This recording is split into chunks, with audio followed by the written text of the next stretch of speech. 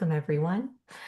This is the Community Arts Training Institute. So this is our first how-to session. Our focus today is intentional collaboration, and we are excited to have Jayvn Solomon here as our facilitator for this first topic. Ooh, heart, love it. Um, we're gonna move. See if I can get this to flow. There we go. Welcome. We're going to kick off with just a quick activity, and we would love if folks have the ability to type in the chat. You can type in response to this question. So, how do you define community? So, just take a moment to consider that question. Type it in the chat. If you're not able to type in the chat, feel free to come off mute and I can add it in there for you, or you can join that way in the group. We'll just take a couple minutes, get some responses going. Kathy says support and love from like-minded people. Love that. Jackie, a place or group where I feel a strong sense of belonging. Roseanne, community is actually plural. We all belong and identify with many, but all of them are where we feel welcome. Yeah. Deborah says definition is any gathering of human beings. I usually don't consider other life when I think of community. Oh, interesting. Sue says what Kathy says, +1 for Kathy's. Jayvn defines community as a group of people joined by place, belief, purpose, or interest, right? Nice. You see the sense of like our overlap, right? How we connect, where we feel welcome. That's awesome. Um, Thank you for sharing that, y'all. Deborah says, I would love it if every community was filled with love and welcome. Agree. Well, I hope you all know you are welcome here. You are loved here. Um, and Renee says, reframing the etymology of it, I see it. Calm unity. Ooh, in order for me to show up, I have to be secure and safe in myself and authenticity. Cool. Thank y'all for joining us here in community tonight. I see someone just joined the call. Pesha, we just had some amazing responses to our question of what is community, and we shared them, read them aloud, but we're about to move on to talking about what the Community Arts Training Institute is, if you want to take it from there. Well, looking at who is in the room, this will all be probably not new information for you all, but just a good way to level set and remind us that the Community Arts Training Institute, the CAT Institute, it's been around since 1997. It began as a program of the Regional Arts Commission, and we harness the power of the arts to advance social change. Great news. As a newly independent nonprofit organization, CAT equips artists and community partners to lead creative initiatives and strengthen the field of arts-based community development through research, network building, and convening. To date, over 400 artists, social service professionals, organizers, civic and business leaders, and educators such as yourselves have participated in the training in all of its various forms. And so that is who we are. And that definition of CAT is always evolving. And we look forward to those of you who are alums in the room to adding your own definitions to that as we advance throughout the years. And on our next slide, why we are here. So we are here as part of our inaugural how-to series. We like to think of this as a mix between how I made this and how it's made. Not necessarily discussing a project, but discussing how a project was birthed, grown, and sustained over time. So we are here as a skills sharing initiative through the lens of a CAT alum's lived experience within a field or a practice. We will utilize a participatory model, so don't be afraid to play, ask questions, and share. Throw any inquiries, comments that you have in the chat. At any time, we will have a general Q&A at the end, but if you have something burning deep inside that you want to know in the moment, then go ahead and put it in the chat, and as room and space allows, then we'll see if we can get that answered for you. And feel free to exchange info with your fellow participants or reach out to any of us with thoughts or questions during or in the aftermath of the webinar. Next slide, please.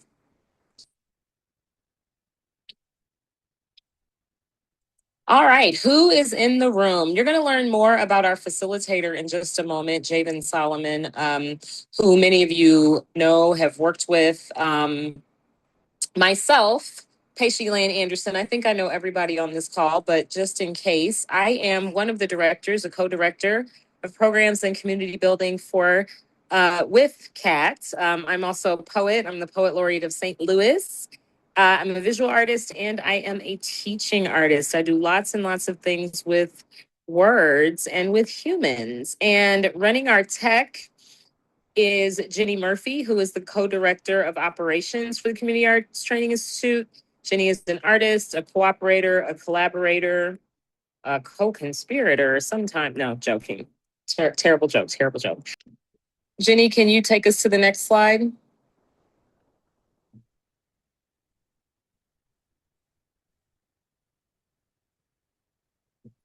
All right, so what we will learn today, we are going to go on an adventure with something that many of you in the room are extremely familiar with, which is intentional collaboration.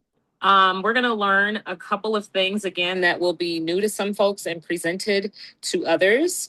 What it means to enter and to navigate, how to build relationships, generate ideas, celebrate wins, gather feedback, measure impact. We're going to talk about some petals, thorns, and buds. Petals, what worked? Thorns, what maybe didn't work so well? Buds, what are some opportunities?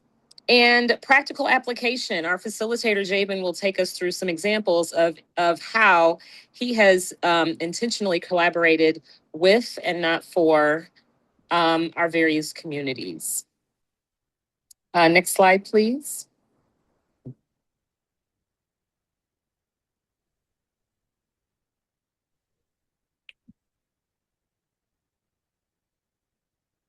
And one more point of level setting.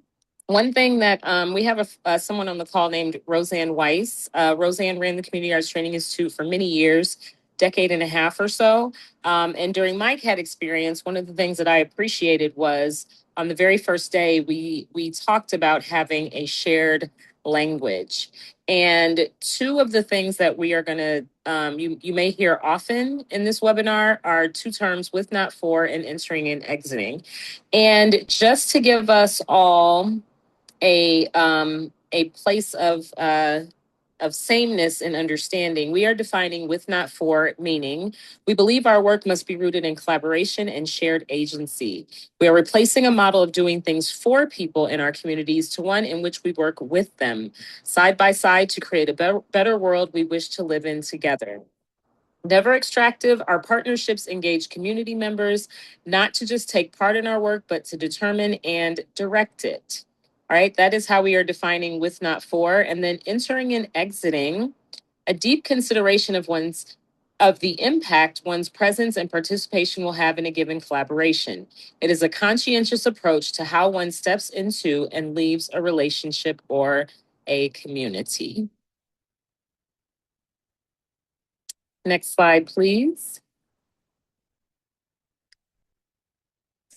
And now I am going to stop talking, even though I really like talking a whole lot. I think you will enjoy our facilitator talking a little bit more than I do. You all, many of you are familiar with Jayvn, if not because he is a CAT alum, because of all the things, the amazing things that he is doing in the world to beautify, to connect people, to celebrate folks. And to educate and to do things like work in not just the arts, but in policy. But I'm going to let Jayvn tell you more about the specifics of his work. So please welcome Jayvn Solomon. Hello, everyone. Happy to be here, and thank you all for being here. Uh, I feel like I've maybe talked about a little bit of the following with, I don't know, 30% of the folks on this call. But uh, to start off, my name is Jayvn Solomon. I am from St. Louis, and I have lived in St. Louis for most of my life, certainly not for lack of trying to leave, respectfully. Um, just because I envied the traveler element in the chat. I'm like, I like that too. So I have been an artist my whole life. I am a cat alum from 2018 and 19, that cohort. And I just know that everything that I'm about to say is uh, uh, contextual to the main thing we get into and talk about. So, in being an artist my whole life, I actually wound up getting my BFA in graphic design and have done a lot of a lot of things with sort of my skill set. So, my professional background, sort of foundationally, is in architectural and sort of urban and placemaking design. And that's taken me to a lot of places from working at a more traditional firm of sorts, to starting my own practice and starting a project that I think I'm mostly associated with these days called Lutopia, in which initially it was me, but now it's more of a community-based platform in which people in and around St. Louis can reimagine the city through the lens of creative means, both conceptually and in real life. So, where conceptually is a bit, I think, where that fluctuates. The real life side is one thing that we've been doing for the past couple years is actually working to manually reimagine the Mississippi Valley Trust Company building at Fourth and Pine downtown, and that's where our studio is. There every Friday if you ever want to come hang out. But also the a few different neighborhoods, Dutchtown, the Ville. Um, I know there's a couple more, but as you can see from this sort of series of images here, I get into a whole lot of things. And to Paisha's exact point, my belief is that, especially being from St. Louis, intergenerationally for that matter, and specifically coming from North St. Louis, m- while I feel like in a lot of ways I'm still figuring life out, certainly the creative life out, and balancing sort of a lot of my skill sets and roles and just relationships and places in life. I know that my North Star in most ways is just using my skill set to improve this place that I live and am from, and want to see thrive. And I'm thankful that a lot of other people feel the same way. So this slide even is a bit overwhelming, and sometimes it is like that because I get into a lot of stuff. So to not go all over the place today, I really want to focus in on a specific neighborhood, the Dutchtown neighborhood. I'm not from Dutchtown. To be perfectly frank, y'all, the most south I ever went until I was maybe in my 20s was the Kings Highway Home Depot that weirdly enough, I now live 6 minutes away from. Um, and this is to say that I had no idea, what was going on in this Dutchtown neighborhood. I didn't know anyone, but with the help of, frankly, some good people skills on my end, but also, a willingness to admit that I just don't know, and having folks in the community sort of lead me in a lot of different ways. It was a real sort of fun project. But before we get into that, if we don't mind getting to the next slide, I want to do something with you all real quick, and I do quite literally mean real quick. Patient Jenny, are we still good on time? Are we early?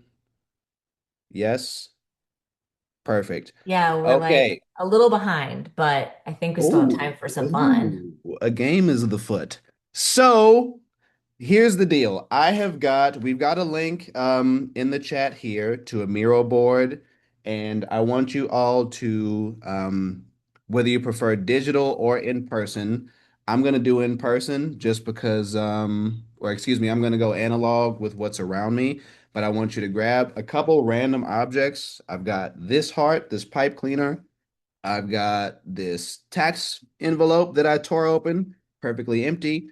Uh, you know, so whether it's a plastic bottle, um, some scrap paper, whatever around you, or if you're on this mural board, please just take the time to copy paste or just tear some stuff up around you and take a couple of minutes. Our host will tell us how much time we have, but take a couple minutes and take up space on one of those boards and make a toy within those few minutes.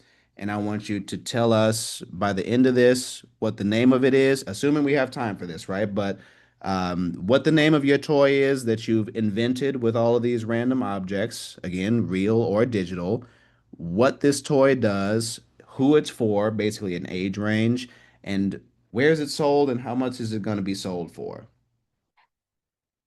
And maybe Javen, up to you, but if there's a way to like share in the chat or do like a really quick like pick if someone wants to like raise their hand to present, like one person or two. Yeah, can I present just to lead the way? Oh, Aaron Yeah. Renee. Whoa. What? Can I tell you my toy? Please.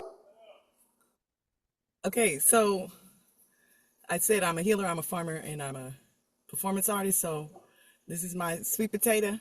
So the game is that you spray this is all I had in okay. So the thing is you spray the potato plant and the beads are gonna race like raindrops down the windowsill, right? But it's gonna go down the vine and you gotta collect it in the cup. But the other thing is there is this tincture that's like a sugar base, so it's a thicker density, and you drop it from the top, the most vertical leaf, and it got to race down in the time that it take the sprays. So it's more like a feed the plant and kind of treat yourself, racing because I love the raindrops falling down the racing down the window. But anyway, so that's my toy game, but also plant.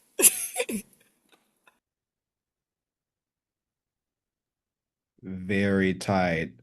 So can is it all right if I speak to the thing that I made? So as you can see, the lovely heart has been turned into a hoop earring, as it were. It actually attaches, or there's a clip-on option. And this little guy here is just a little thing. Now this is barring, ear health and stability, right? So that's up to your own discretion. But the idea is to throw a thing on. It's gonna work. We just prototyping it right now. That's all good. So we gonna sell this hoop earring at let's put it at Five Below. Keep it accessible for $4.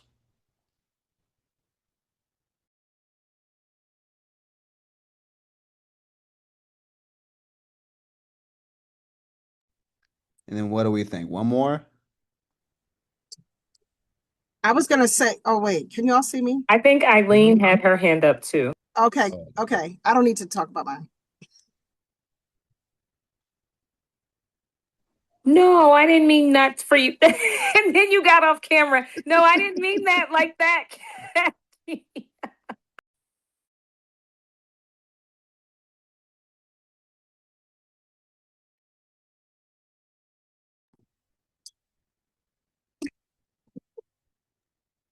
Eileen put up a be right back, so I don't think she's available to present. If Kathy would like to present hers, and then we'll move on to our next slide. I'm just gonna say I'm in my car and I think that I might have hurt myself trying to make this toy because I had these carpet samples from Home Depot and I have a straw and I was trying to do something like this and I sucked in some carpet fibers, went down my throat. So that's all I'm gonna. I don't know what the toy is, but I feel a little carpety in my throat. That's all. Peace. I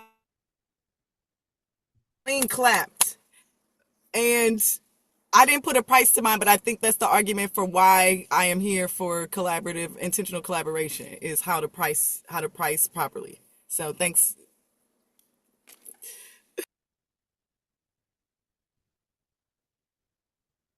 Very good. We moving on then. Okay, so and thank you all for entertaining me and humoring that whole situation because that and I'll probably bookend it after I talk more about what we're looking at here, but th that is kind of first of all something that I picked up from Kat, especially in the spirit of well, really everything, not just one specific thing, is just kind of rolling with the punches when things shift or don't feel as structured, for better and for worse, along the process. So, with that said, if you all will go on a brief journey with me in the upper left-hand corner, where you'll see this field with just blacktop on it. Now, I tried to get an aerial shot of that, and it doesn't exist, at least not right now. But in the Dutchtown neighborhood in Marquette Park, actually just between Compton and I forget the street closest to this that this sits in between. And Paisha, if you know that, just shout it out at any time. But this is to say that this court, or this used to be a space with, I believe, two volleyball courts. And I know this because there were four sort of metal posts, and you can kind of see them in the image. No nets. I think there was more trash when we got there, on the court than this image shows.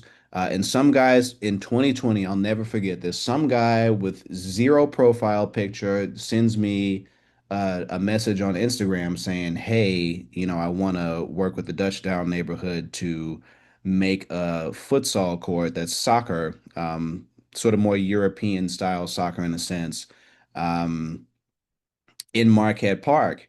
I have no idea who this man is, y'all. I don't know what his face looks like. I'm thinking I'm about to get my identity stolen. So I don't respond for for quite a while actually. And months go by, the pandemic starts getting heavier and heavier. And it turns out that it's a real thing. And he has a good friend, who is named Nate Lindsay, in the Dutchtown neighborhood, who I have jokingly often called the mayor of Dutchtown.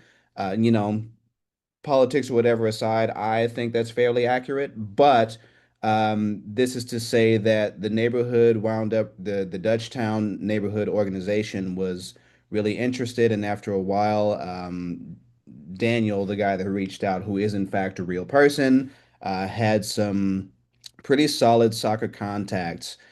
So mind you all, I'm not exactly, at the time anyway, I wasn't exactly a soccer fan, but sort of because what I told you initially about, just being from St. Louis, wanting to see cool things, a big incentive to doing this is quite literally freeing the game of soccer. Thank you, Louisiana. It might be Louisiana. I'm sorry, y'all. Patient just put the streets in the chat. But anyway, I digress. So, um, in and them sort of telling me about how Dutchtown is an incredibly diverse neighborhood, something I would come to learn myself, in terms of nationalities. I'm talking about people from all over the place just in this neighborhood. I've never seen anything like it, before or since then. Um, so just being in this neighborhood and coming to understand sort of what the neighborhood is like, they would tell me things like, "Oh, can't wait to see what you do and what you design." And I would tell them in the spirit of with not for, like, I don't live here, so can you please, can you tell me more about the neighborhood? Tell me about some important landmarks and, really, really, you know, s- speak to what you love about this place so that I can in turn help visualize that instead of sort of bogarting my way in and saying I'm the artist and I know what's best and this is how I'm going to do this and I'm a genius. Because for one, that's just foolish for so many reasons, but also, this is not something that I literally have to live with, right? Like I don't have to look out my window and see this. Whereas, I don't know how familiar most of you are with Dutchtown, but this is an entirely residential area, and therefore has to be family friendly. It has to be, well, I mean, just accessible in so many ways. So what this design that you're looking at in the sort of upper middle row is that process work of trying to figure out, what are the elements and how do they have to be shaped? What color can they be? Yada yada. And once we came to a really consensus, in terms of how this works, STL City SC, but just before the inaugural season, also got involved. So that's why you see the colors and some of the language that you see about like the city and St. Louis. But Dutchtown, quite literally, as you can see, is still at the heart of this with Cleveland High School as that main landmark. So that image on the far right in that top row is just getting to it and getting into that process. Um, there were a few people in the neighborhood who came and helped like get photography, get this drone shot, help me draw this grid because Lord knows if any of you all have any experience with drawing massive murals, it is incredibly challenging. I mean, you're literally like in the art itself. So, backing up from a canvas is not an app is not an option in this case. So it really took a team to understand sort of the dimensions of this. But after a while, we started painting it as a group. And if you ask Nate Lindsay about Grid Gang, I'm looking at you, Paisha. He will know exactly what you're talking about because he was one of the main folks who was out there with me, with some other people, just helping just lay the lines down and get them straight and make sure everything's, right and in place. And we all painted it together in a lot of different ways. And, folks would come by. I would meet just so many different people along the way and really get to understand the neighborhood and just learn about the different types of people, even the different nationalities present in the country, or excuse me, in the neighborhood who are all mostly, I think, really excited about this. So I was feeling pretty good about that. So you'll see the word tension in the bottom right, excuse me, bottom left image in that row, in that bottom row, because everything was going great. Um, and I promise you all I on the last day, like I came to paint, I come and see that this cleanly painted uh asphalt that was just almost done. It's literally even roped off. I get there and see that some of the yellow tape is torn down and like flying in the wind, and I see bike tracks like all over this court.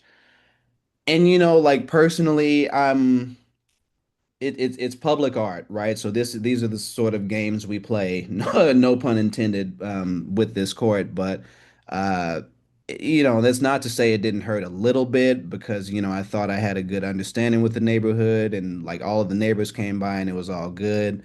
And there were even people who came to watch, and I come back on the last day and see that all of these tracks were all over it. So I didn't get too upset about it because I was more focused on just getting it done in the first place. I'm thinking maybe I can paint over it. When I made a post about it on Instagram, this guy in the middle row or in the middle image on the bottom row came and said, you know what, I would love to help paint because this is messed up and yada yada. And I was very grateful for that. In addition to that, a lot of people in the neighborhood were not very happy. And I believe it was Cure Violence at the time, like a neighborhood violence, anti-violence group who literally would walk the neighborhood. They were like, "Oh, we'll find the guy and we'll do this, that, and the third." And I'm like, "Okay."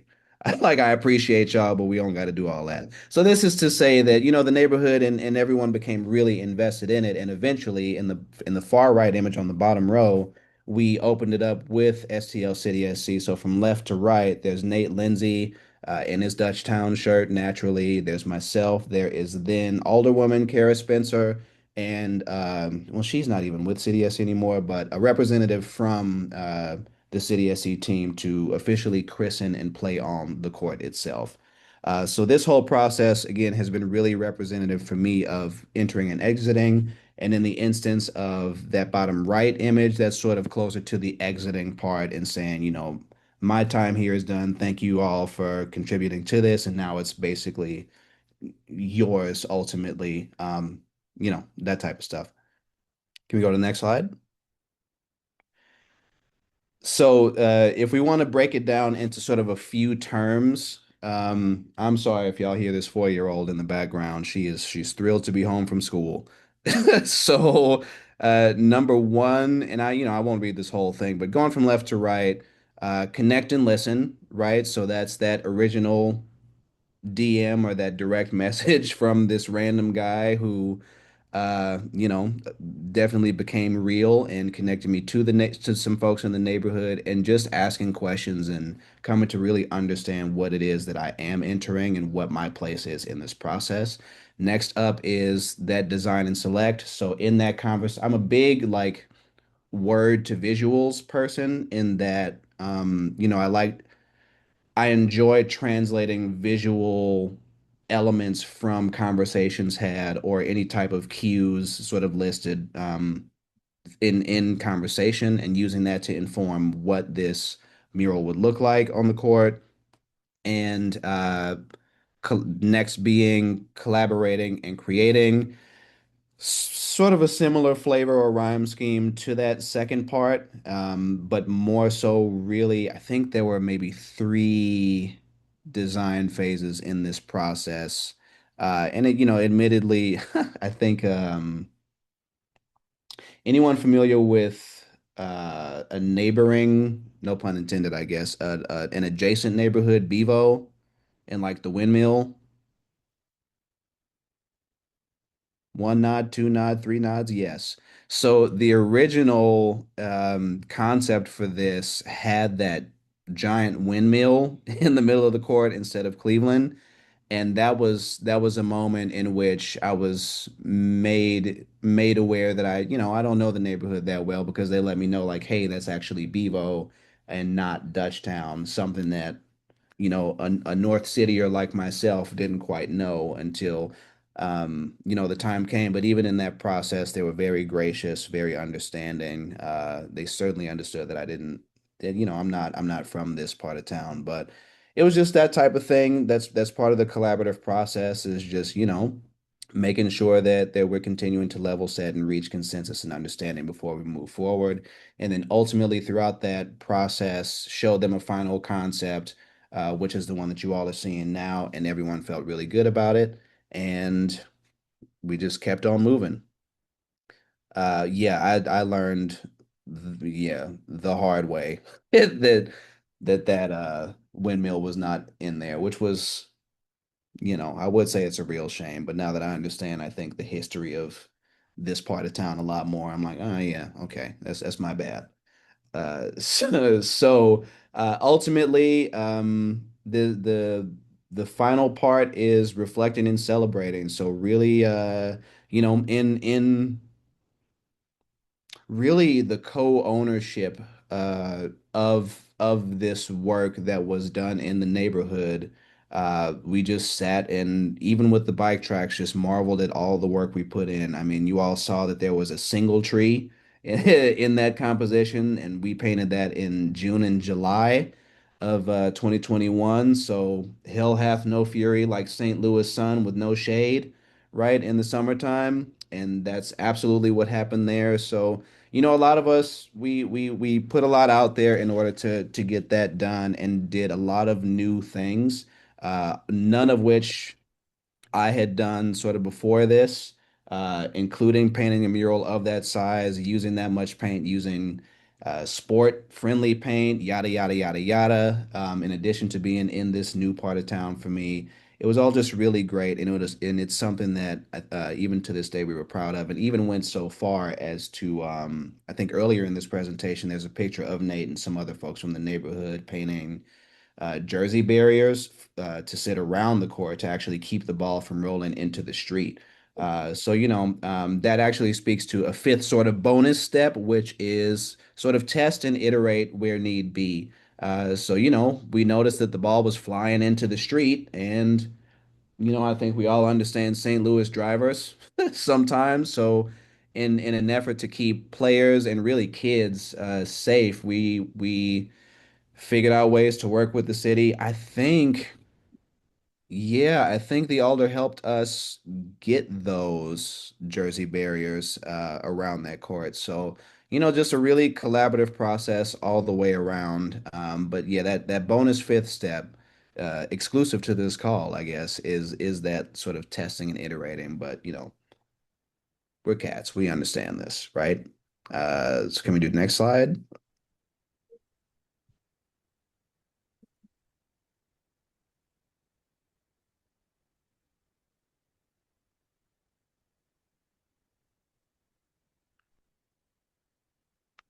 Paisha, you are muted.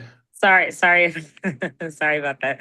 Um, so before we get into that final slide, I wanted to open it up for some questions. If anyone has any questions that they didn't put in the chat, specific to the entering, the exiting, the thinking about intentional partnership, is there anything that you're curious to know, or do you have an experience that you would like to relate?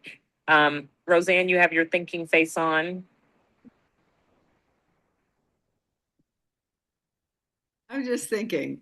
I mean, you, uh, Jayvon, all of the things you were talking about are amazing because they are the things that we stumble on, and then you have tried to unstumble, right? And and that's the thing, right? What can we do to be to do the preliminary work so that we're not going to stumble? Um, I'm not sure that there's ever the one thing we can do where we're not going to have to stumble because it's relationships, right? That's right. Yeah.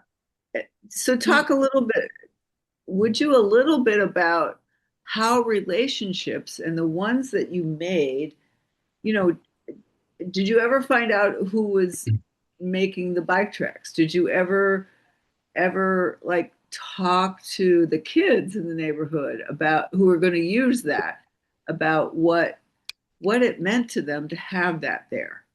Yeah, so this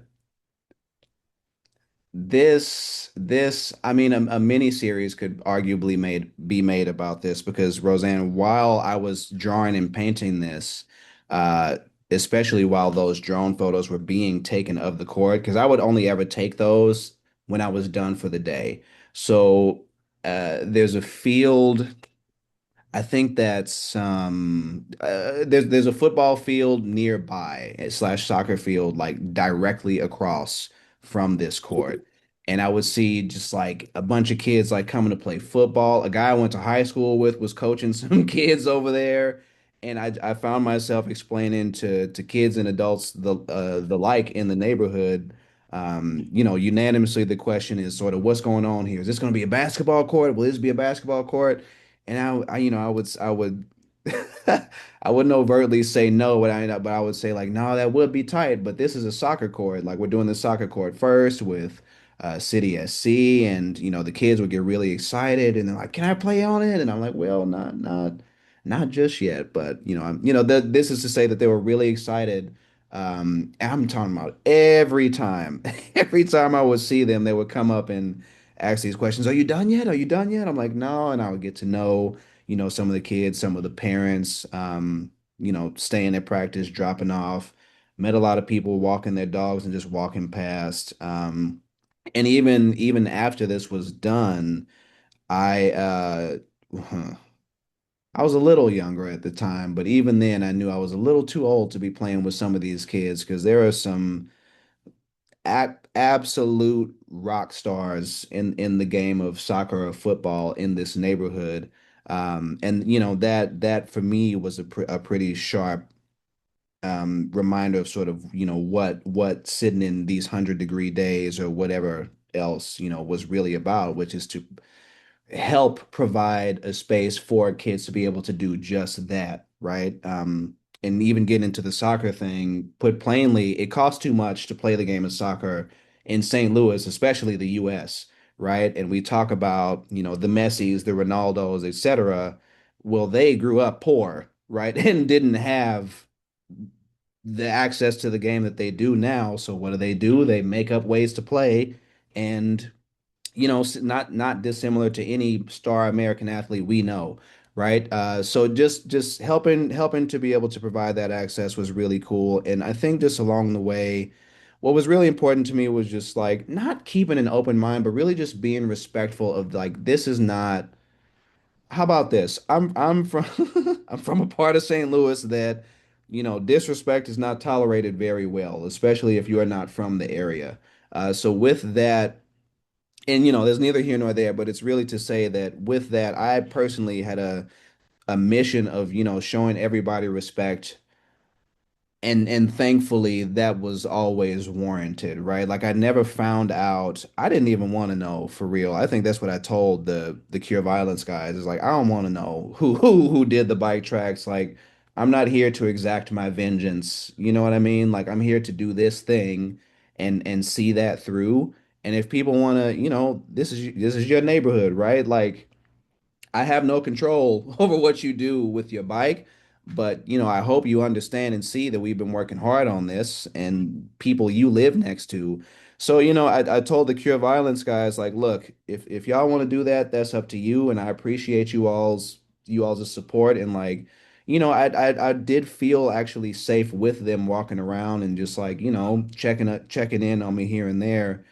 But I'm like, look, that's between y'all. I I don't want to start anything crazy. We're here to do this thing, and that's that.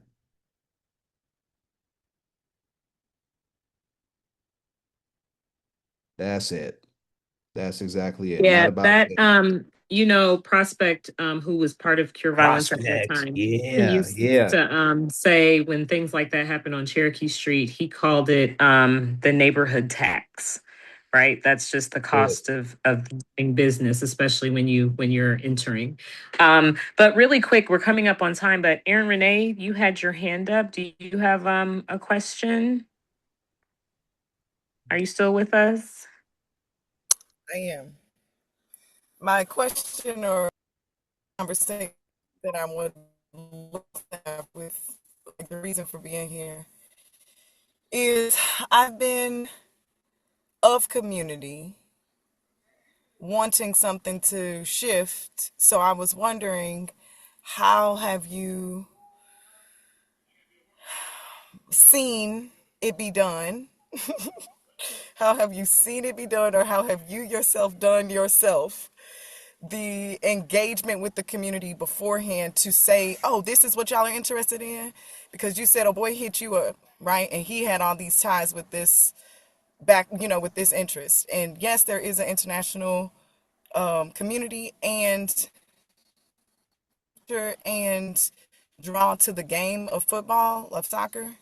But there's also people being like, wait, is basketball coming? Or like we getting soccer first? We getting basketball next? Did we say we Yeah. wanted that first? Are can the hoop go at the end of the court and it still be a both thing? Like when do we get to how did you see that the conversation is being had to do that? And then as a person who's from North City too, I'm in Academy and being a part of like other neighborhoods, how comfortable did you already feel in that neighborhood?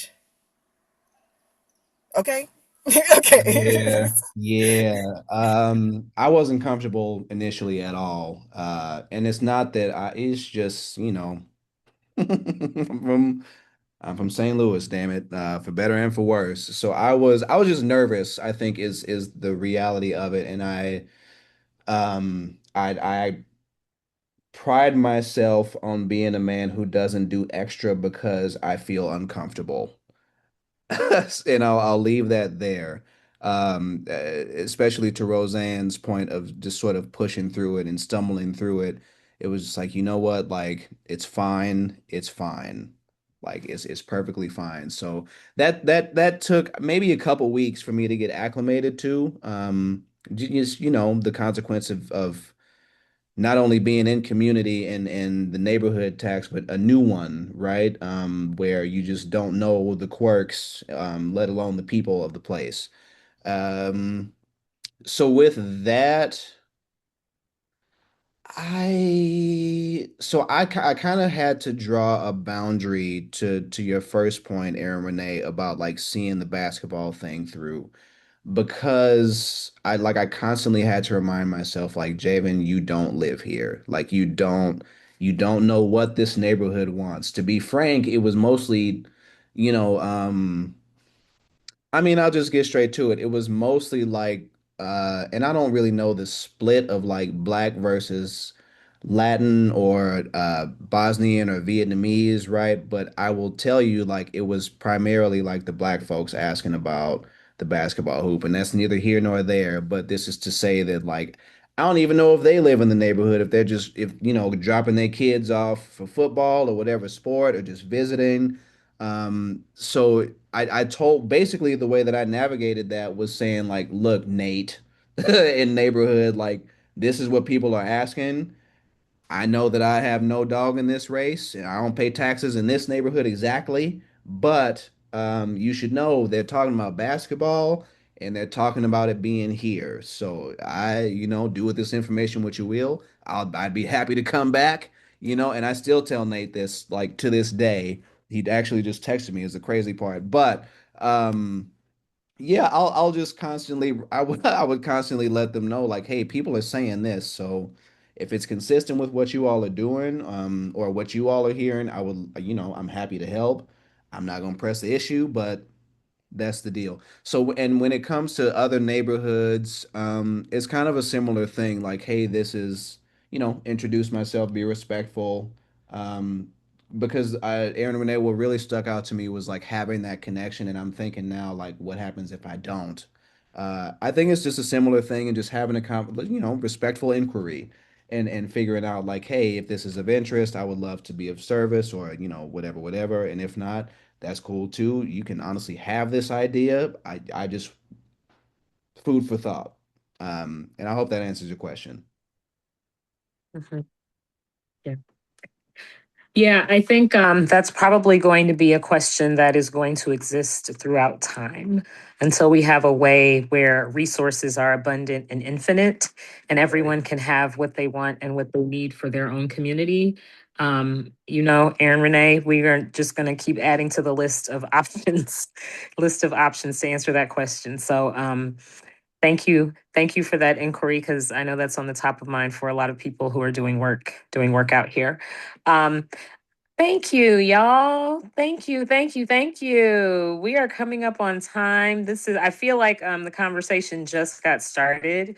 So thank you very, very much for attending our inaugural How To.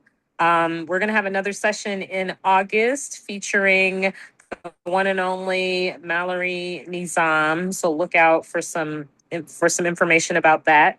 But before we exit, Jenny, can you pull up that very last slide? On your way out of the Zoom room door. You're welcome. You're welcome. You're welcome. And we miss you, lady. We miss you around here. On your way out the door, if you can maybe put something in the chat and just let us know if there's something that you learned, and I'd like to add, or something that intrigued you, that piqued your interest, something you would like to learn more about, or something that you would have liked to learn. Or I'll even add if there's something that you would like to add to what was already said, maybe through your own experience, your own joys, your own frustrations, just as a collective sharing as we exit together. We also want to say thank you to Jayvn, who's one of the hardest working folks out here in these streets, doing everything from painting murals at box stores to advising the mayor on how to do good in the world. A story for another time, y'all. Yeah. Oh, you got. I'm sure you have. I'm sure you have plenty. I am quite certain. Um. So yeah, and if you all have, I think everyone on here, I believe everyone on here is an alum. If you have ideas about things that you would like to hear brought to the surface during one of these, then let us know. You can email us at info@catstl.org. You can drop by our website also, www.catstl.org, and fill out the little inquiry sheet, and you can plug your idea in there. Yes, the importance of play. New Englanders are so very serious in general, and I also appreciate the reminder that being humble and human and willing to adjust along the way is so valuable in building, contributing to, and being part of community. Intrigued about how neighborhood community work in St. Louis, very inspired to continue to work in community regeneration and integration. Thanks so much. Appreciate this conversation. Good night. Good night, Eileen. Good night. Thank you all. Thank you all for joining us. And if we don't see you at the beforehand, then we'll see you at the next one. Thank you all. Thank Thank you. you. Thank you, everyone.